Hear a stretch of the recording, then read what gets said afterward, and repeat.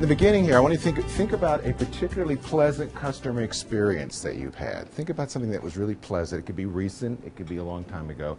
And then I'd like you to write down, and you won't have to share this, I promise, the aspects that made it so memorable for you. What was it about it that made it memorable? So think about that for a couple of minutes. A customer experience. It could have been in a retail outlet, could have been in a hotel, could have been in a restaurant, could have been buying an automobile, whatever. We're going to talk about sort of four things this morning. The first one is, where do nonprofits get their money from? Where do you, and there are only a few places you can do that legally. First one would be a fee for service. Some of you can charge for your services. The Y can do that. Hospitals do that. Other agencies can do that. Public funding, otherwise known as a government tax subsidy, and I'm making a very clear distinction of that, what that is. That's getting harder and harder to get. It's also been rather inflexible, and it's not really renewable that much. I can tell you another story about that. Cause-related marketing. This is where, this kind of comes into two different categories. We're going to be talking about that. This is where a separate entity, usually a for-profit entity, will, of their own or through a mutual agreement, be willing to give to you a small percentage of profits off the sale of a product to promote them. And ancillary earned income, which is usually from a separate business concern that the nonprofit owns, either wholly or completely. Universities are big into that, for instance. And what we're going to talk about, or spend most of our time talking about today, is philanthropy. And you'll notice I've already drawn a distinction between cause-related marketing and philanthropy because they are very different, and we're going to learn exactly why they're different this morning. We're going to look at where charitable giving or philanthropy comes from. Gifts from individuals, living individuals, they give gifts. Dead people give gifts to bequests. Independent and family foundations give gifts, and I've also broken those out. They're two separate animals. And businesses or corporate gifts, they give gifts as well. This is the 09 numbers. The 010 numbers will be out, I guess, any day now. This is the pie of where using those same sources. Funny, even though the number may change a little bit, that proportion stays pretty much the same from year to year. And hopefully everybody knows what the blue is.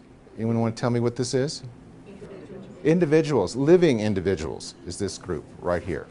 And that is true. They regularly count for about 75% of all the money that's given in this country to philanthropy. Foundations give around 13%, but there's a proviso there. Half of those are family foundations. So they look and act a lot more like individuals rather than an independent foundation with a board and public reporting. Bequest, around 8%, and corporate giving, about 4%. But there again, here's a proviso. About half of that is gifts in kind. Only half of it's real cash.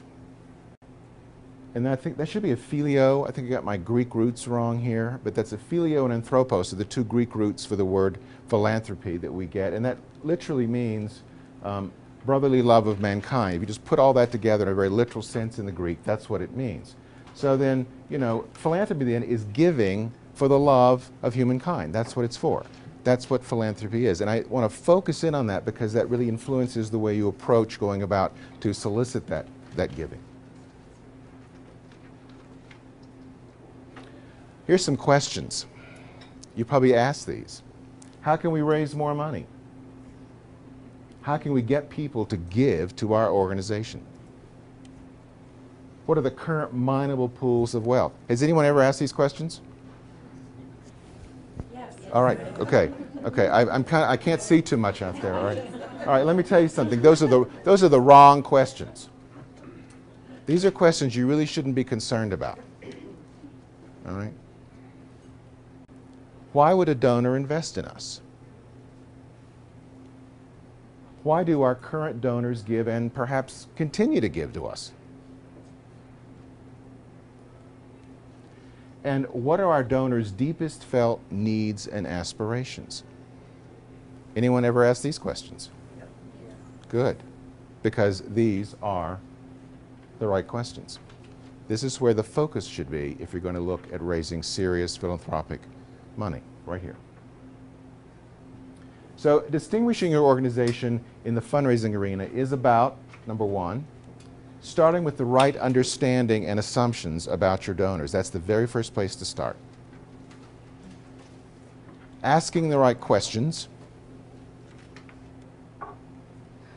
and following through consistently. This is so very, very important.